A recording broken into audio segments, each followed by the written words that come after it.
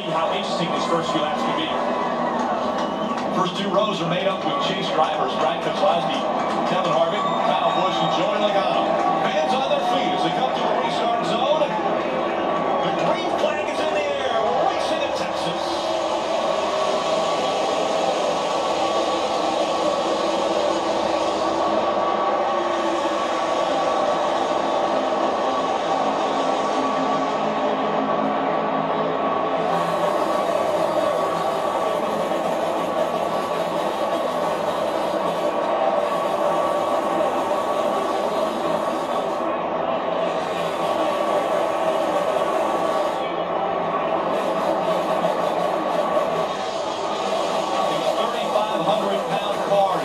On the 24 degrees of banking in turns 1 and 2 and 3 and 4 as they go around this track at nearly 200 miles an hour.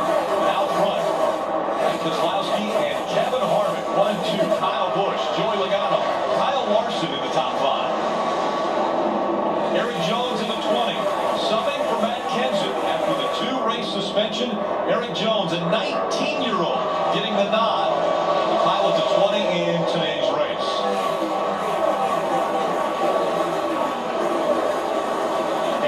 Race. I think it's really important for Jones just kind of take his time a little bit. Limited practice, I think that disadvantages him probably more than anybody in the field. He just does not have a lot of lap time in these Cup cars, so he needs to take this time, work himself into it. It's a long race. Don't make a mistake early. Well, that's it, Jeff. He has time. This is a 500-mile race. We don't run a lot of 500-mile races anymore. A lot of these races have been shortened, but this is long. And as a crew chief sitting on top of the pit box, it's longer than you can imagine. You sit there, you mentally try to prepare yourself and lengthen this race, but it continues on all day long. The sun will start to set, the track will change. Teammates here fighting for position. Dale Earnhardt Jr. in front of 48 of Jimmy Johnson. Both chase drivers when the chase started, but both eliminated and now are on the outside of the chase hunt for the title. Behind him is Carl Evers in a 19 car. He is one of our championship contenders, and that's what's so unique about our series is that you have a championship contender racing guys that are not in the championship. You have to treat them the same, though. They're trying to win this race as well. The yellow spoiler, the yellow band across the top of the windshield, and the yellow splitters will indicate the drivers that are chase drivers. 8 remain with a chance for the championship. One of those being Carl Edwards in the 19. They had to change that splitter before the race this morning because NASCAR found that they didn't meet the templates that they were supposed to in pre-race inspection. Denny Hamlin in the 11 also had to change the splitter before the race. In between the 88 of Dale Earnhardt Jr. and the 48 of Jimmy Johnson. Hey, Rick, those splitter changes, if there would have been practice yesterday and these cars would run on the racetrack, you almost wear that splitter in a little bit. You really focus on it, getting it the perfect height off the racetrack. Well, with no practice yesterday, the splitter change doesn't seem to be as big of a deal because it's not worn in yet. They only ran a handful of laps on Friday. That part of the car hadn't really been worn in for the race. So probably actually less of an effect here now because of the way the schedule is falling. Joey Logano running 4th. Marty, how's the team feeling? And Rick, a lot of questions about how the 22 team would react after all the things that happened last weekend at Martinsville and the penalties for Matt Kenseth, who was on the other side of the story. And all weekend long, Todd Gordon has told me, even though on the bottom of the point standings, there's no panic on this race team. Listen to the pre-race pep talk. Business, guys. We don't know what we got to do.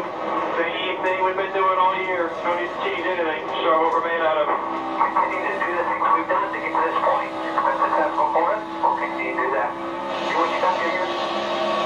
And that's been the theme all weekend long, Steve. Todd Gordon told me several times, why change what we're doing? We won 3 races in a row. We feel like we were on our way to a 4th win. There's no reason for us, even though we're in the bottom of the standings right now on Chase Grid, to change what we're doing because we feel like that's a winning combination. Absolutely, Marty. Why change now? Because they're at the bottom of the chase grid, not by their own doing. It's the accident that Joey Logano and Matt Kenseth got in at Martinsville. They were leading the race when the accident happened.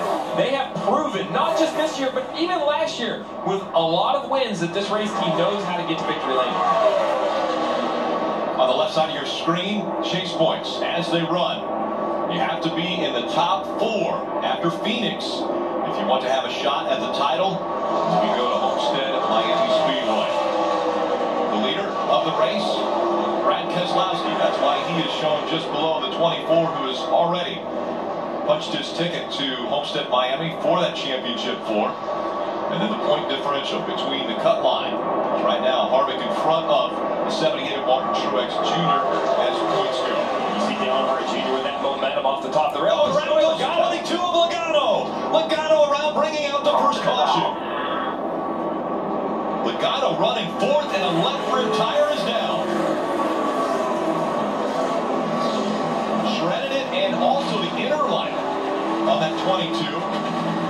Already in a hole from Martinsville, and the hole might be getting deeper. This could be serious right here. The quarter panel has a lot of damage, but there's also more damage inside the car, looks like. Yeah, we see that blue foam coming out. That's going to be important because NASCAR requires these race cars to have that energy-absorbent foam between the sheet metal and the chassis, Marty. It's going to be interesting to see if there's still enough there for NASCAR. And here Todd Gordon guiding him to pit road, telling the team left sides only right now. And I can tell you, Joey said nothing on the radio about a tire problem, any issues with the car. In fact, about 3 laps ago, he said the balance is neutral, maybe if anything, just a little bit free. And this was a concern for all the race teams today as to whether or not tire wear would be excessive, because this is a green racetrack, and obviously a lot of damage to that left side. The left side window in the rear is blown out of the car. The left side fender completely destroyed for that 22 car. They're going to go down a lap and work on the car here for Joey Logano. Huge implications in the chase. Already, as we mentioned a moment ago, bottom of the chase grid. Now they're going to have to fight out of the hole here in Texas as well. There's a lot of damage on the car. You see the quarter winner knocked out of it. They have a lot of work to do. You see the left rear tire. It's blown out in turn 3. It's nothing he can do. All he tried to do was get the car slowed up to avoid hitting something any harder than he did. But just the tire itself coming apart did that much damage. He didn't hit anything. Just the tire exploded. Let's listen.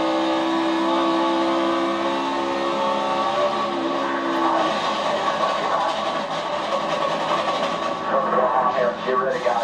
Flat tire, get ready. Spin it out. Spin it out. And you hear how violent that tire is. And, you know, Marty mentioned tire wear. Well, being the left rear tire, he either needs to have run over something, or perhaps that tire rubbed something on the race car. It would just shock me that there would be that much wear on the left side. We see high wear on the right side of these race cars, but the left side tires are usually very, very strong. They don't wear very quickly. That perhaps is a rub. We've seen that before. And on to pit road, the field is now coming. Kurt Busch in the 41 leading quite a few cars on the pit road. Carl Edwards is on pit road. The 19 will get 4 fresh tires, a little bit loose, an adjustment for Carl.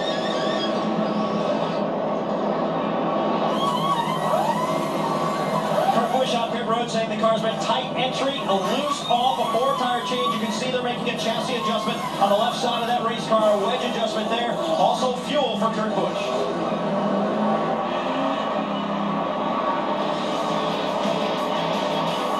There's a competition caution at lap 25 still coming up.